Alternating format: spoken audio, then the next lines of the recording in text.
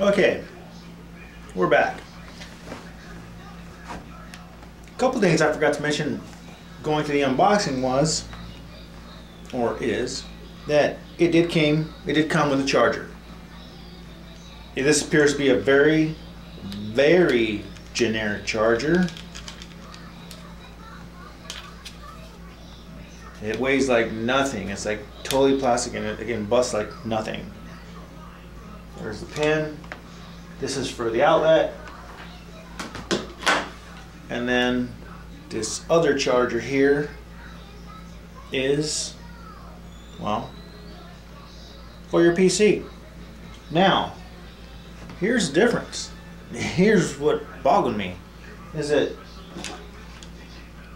on the outlet charger, the wall charger, look at the difference on the pins. Now, why do you suppose that would be? Let me get a closer look there. I don't have the best camera. You can see one is about 1 centimeter longer than the other. The wall charger is 1 centimeter longer than the one for the PC or USB connection. Why? I don't know, but I was informed watching other videos that they do ship out generic outlet connectors or chargers. But I also heard that you can't charge a tablet with the USB because it doesn't charge properly. Well, since I've had the tablet, this is all I've been using, because this guy here, being so long, let's see here, get a better picture of that. It slides out. It doesn't stand. So if we demonstrate, I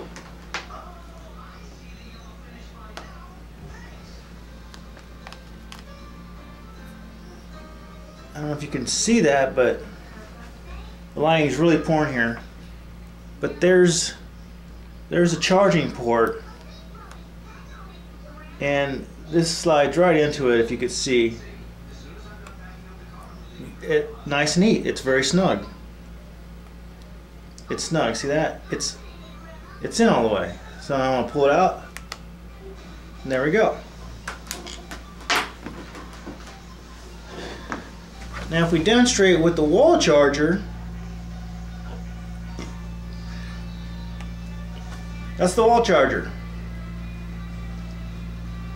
How generic is that? I mean, that is generic. I'm not sure why, but you can see the camera there, the reflection of the camera, but I'm not sure why they would ship out something like that. That's not quality right there. And again, it's from China, and it's not supposed to be top of the line quality. It's $89, but that's what you get. It's an intro. Does it do the job? Yeah, it does, if the plug don't keep falling out. Put those to the side. Now, we were talking about earlier about the different ports. If you can see the ports there, we've got our mini HDMI port, and then we also got the mini USB adapter port. Not sure if the lighting's correct or not. You can see that. There you go. That's a little bit better right there. See that? That's better. So the HDMI, and then the mini USB, and then your charging port, and that's your reset button. And then on the other side here, we have the I don't know what, I think it's 3.1 headset jack or something like that, which works really well because I plug it into my home stereo, and I could seriously jam some tunes with this thing just by having the adapter for that as well. And so let's go ahead. A couple of things I want to talk about this tablet first before we get it on is that when I first got the tablet, I mean, it looks like a really nice tablet. Look at this. It's nice. It's got the plastic on the top. It's got the plastic on the bottom. Still, I've had it for like 3 weeks now, and I'm still playing with it. And so it looks very professional. I haven't seen, as far as looking at the edges and everything, you know, looking for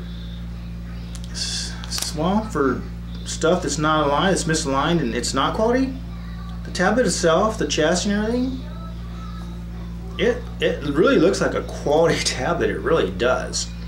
And I've turned down the display. The display was really bright, so I just turned it, I dimmed it down for my eyesight. I wear glasses, trifocals, so to speak.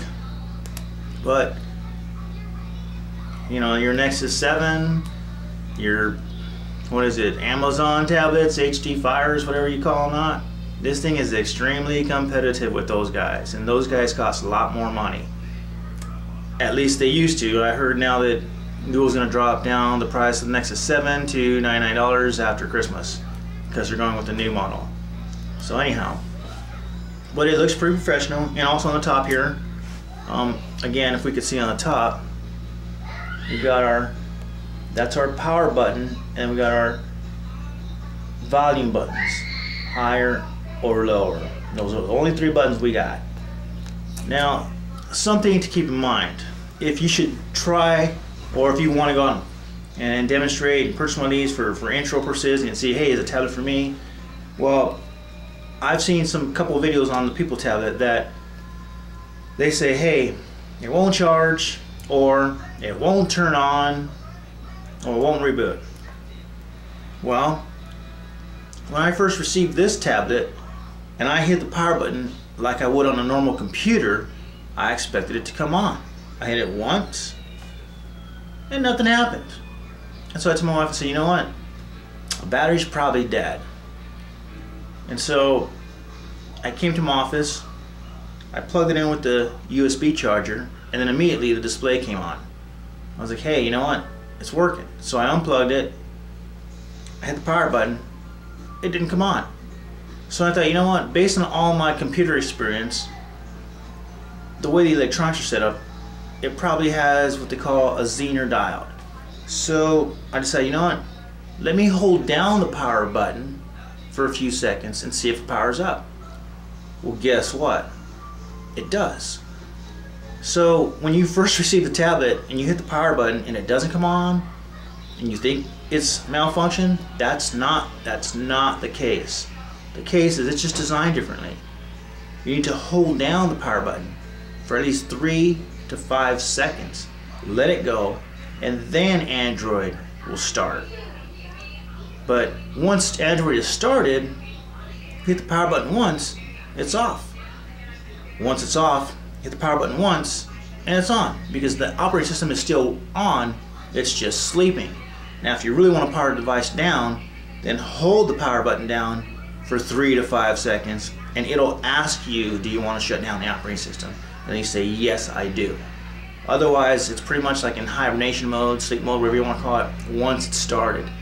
Let's give this little guy a shot here. I already got turned on. I have a partial charge, and that's, well, I'll mention the flaws later.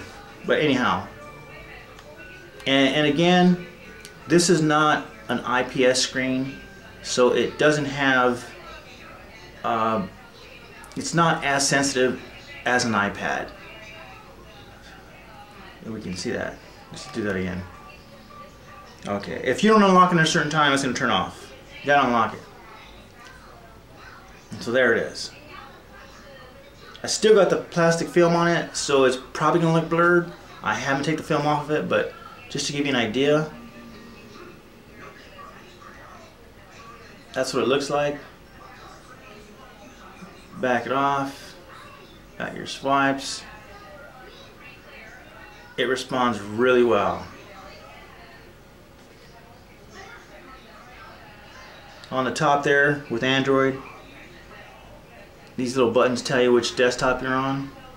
And so if I go the other way, number 2, number 3, number 4, and number 5. And then if you want to just hit all the applications all together, go up here, and then we've got all of the apps in our store or on our tablet, and anything else you may have downloaded.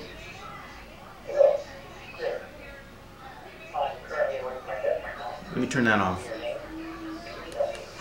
I got a call coming through. Isn't that great? I'm doing a video. I got a call coming through. It's probably a telemarketer like it usually is.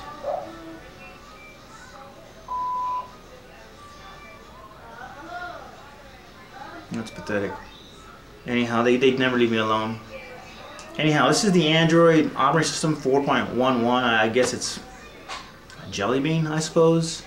And you got your little function buttons on the bottom there. Also over here, your little keys there. And so we can go back to our home key and then get out of that menu. And pretty much, I mean, most of you probably, well, presumably would know about the Android operating system if you got a smartphone. What had you not? I've set mine up for my my inbox for my 2 email accounts there. And I go across. See, that's my home screen. Also, the videos that I've seen before, they demonstrate the live wallpaper, but because I've seen it so much, and then it does drain the battery a little bit quicker, I decided to just go with the static background just for now. I've downloaded a few things. There's Netflix on there as well. So we're going to go ahead and demonstrate some applications and some of the plugins here in just a bit, and we'll take it from there.